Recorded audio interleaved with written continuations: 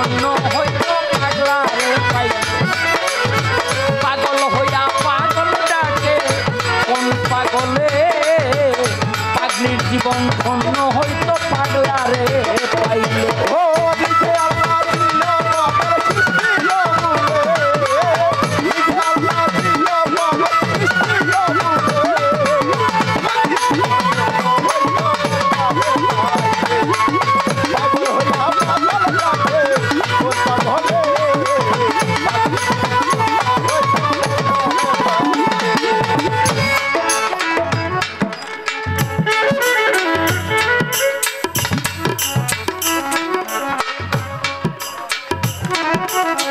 কয় জানাজার নামাজ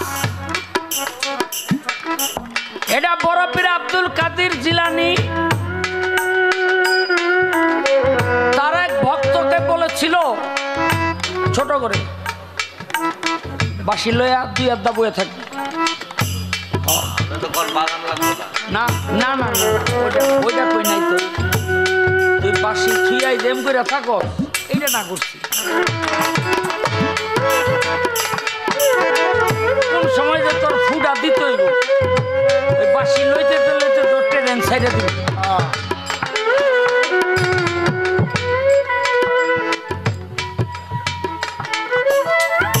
বড় পীর আব্দুল কাদের জিলানী তার এক ভক্তকে বলেছিল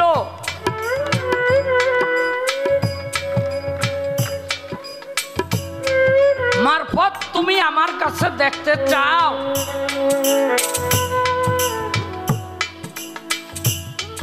আমি পর্দা নেওয়ার পর যে ব্যক্তি আমার জানাজার নামাজ পড়বে তার কাছে তুমি মারফত দেখতে পারবা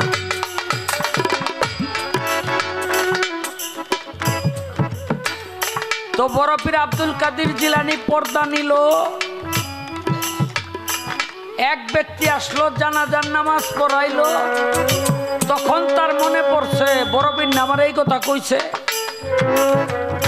তোর পরে গিয়া ধরছে এই থামেন কিছে কয় আমার বড় পীর কইছে আপনার থেকে মারফত দেখতে কয় দেখবা কয় হ মুখের কাপড়টা সরাইয়া খালি দেখাইলো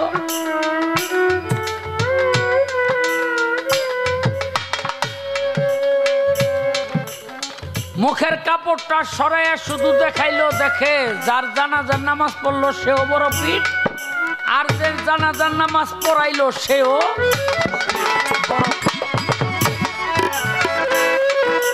এবার আসেন এক নজর দেখলো মারফত এই যে ৯৭ বছর যে বড় পীরে দেখলো এটা কি দেখছিল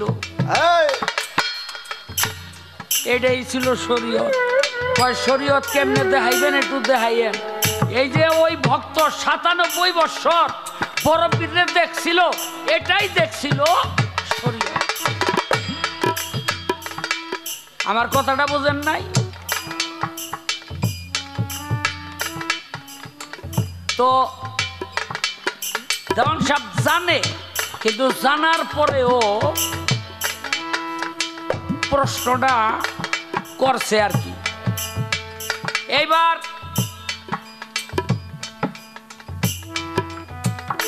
এক ব্যক্তি এটা হিন্দু শাস্ত্র হিন্দু মতে একটা বনের মধ্যে গেল গিয়া ওখানে সে নারী হইয়া গেল কেন নারী হইল কারণ আছে ওই বনের মধ্যে নারী ছাড়া ঢোকার কোনো পারমিশন ছিল না তো সেই ব্যক্তিকে তার নাম ছিল মহাদেব নারীর কাপড় চোপড় পইরা নারীর কাপড় চোপড় পইরা ওই জঙ্গলের মধ্যে তো ঢুকছে জঙ্গলের মধ্যে যখন ঢুকছে সেখানে হইল দুর্গা ওই এলাকার মালিক ছিল দুর্গা যাদের সন্তান হইতো না তারা হইল ওই বনের মধ্যে আইসা দুর্গার আশীর্বাদ নিত তাই আজকে সমস্ত নারীদের উপরে দুর্গা আশীর্বাদ বিতরণ করছে মহাদেব নিজেও নারী হয়ে গেছে। মহাদেবের পেটে আসলো সন্তান, 10 মাস 10 দিন যখন বয়স হইল, এখন ভিতরেতে খালি লড়াচড়া করে। হ্যাঁ, আরে কি রে, চাইয়া দেখে নিজের পেটের মধ্যে সন্তান, এটারে বাইর করবো কোন জায়গা দিয়া, রাস্তা তো নাই। তখন কি করলো, থাপা দিয়া এই জানিমূল দিয়া বাইর কইরা, এই জানুমূল দিয়া বাইর কইরা মাটির মধ্যে দিছে একটা আচার। এই আচার না খাইয়া এটা গেছে খারইয়া। খারইয়াই মহাদেবরে কয় মা। মহাদেব কয় এই আমি মা না, আমি তোর বাবা। কয় না, আমি তোমার পেটে হইছি, তুমি আমার মা, আমারে দুধ দাও। অনেক মহাদেব কয় আমি দুধ পাবো কই? কয় তুই তোর মার কাছে যা, দুর্গা মার কাছে। কয় না, আমি তোমার পেটে হইছি, দুধ তোমারই দিতে হইব। কি করবো কর? মানে এরকম একটা বাচ্চা যদি পিছে পিছে আদে আর মা কয়, তাহলে মানিজ্যতের ব্যাপার না। তখন মহাদেব বলছিল, এই তুই আমারে একবার মা কইলে দুধ পাবি না, তুই আমারে 2 বার মা কবি। 2 বার মা কইলে কি হয়? কি হয়? 2 বার মা কইলে মামা হয়ে যায়। মানুষের জিগায় যে এটা কে? কয় আমার ভাইগনা।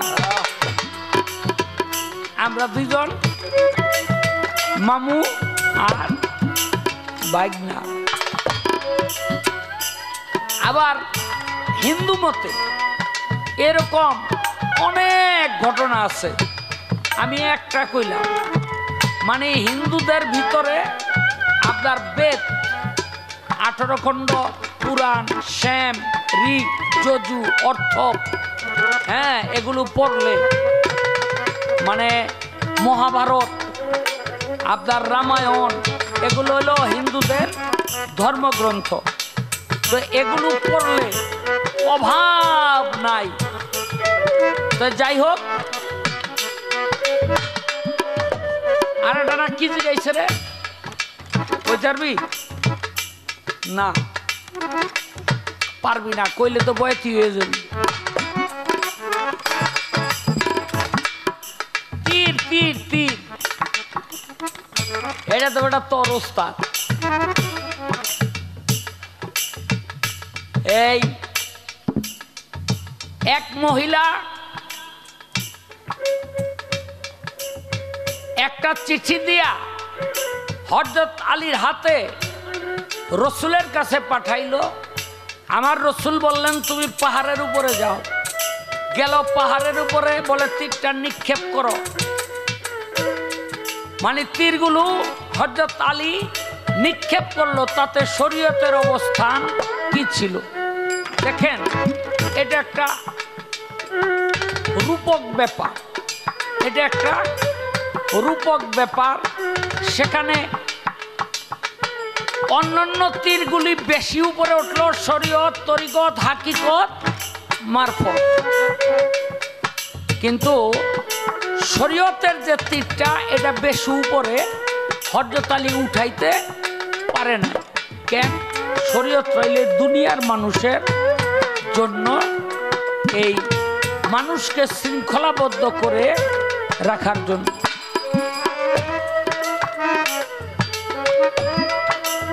আমারে কয় খাজা বাবার দরবারে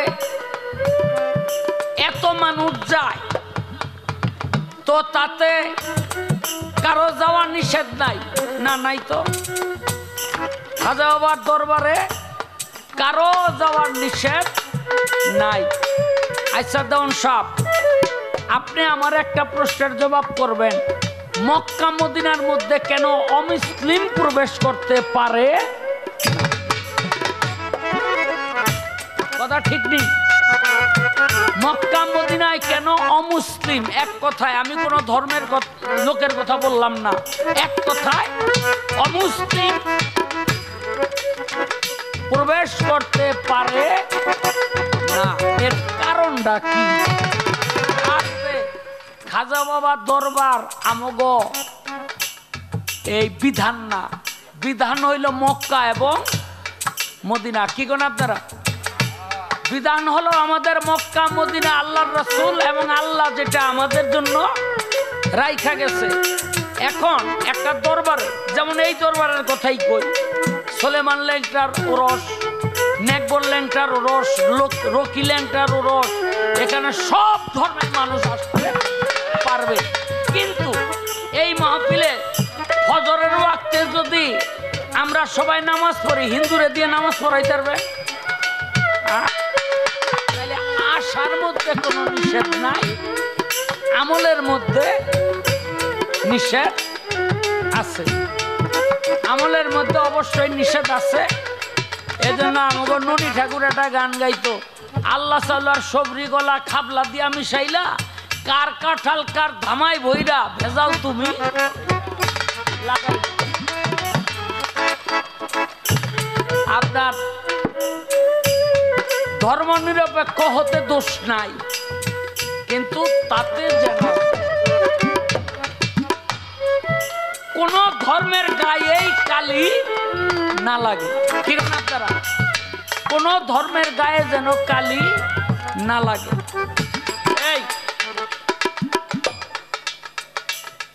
এই হাসান বসরির এক ভক্ত আয়সা বলল, বাবা আমারে মারফত দেখান।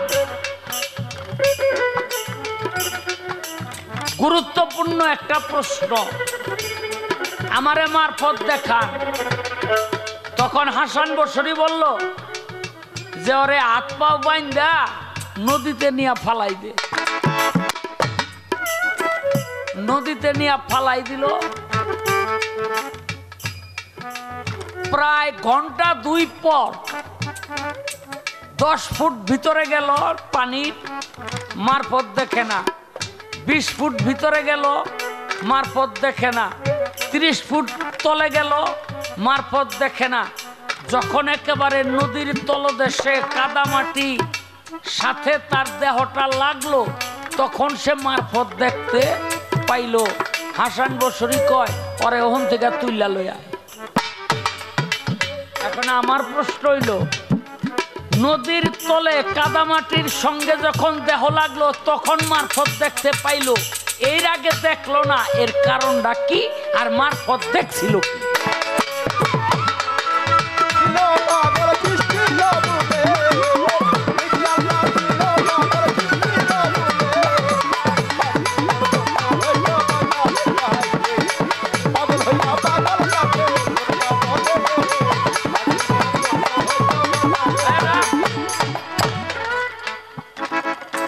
জীবন পরে ধন্য কর।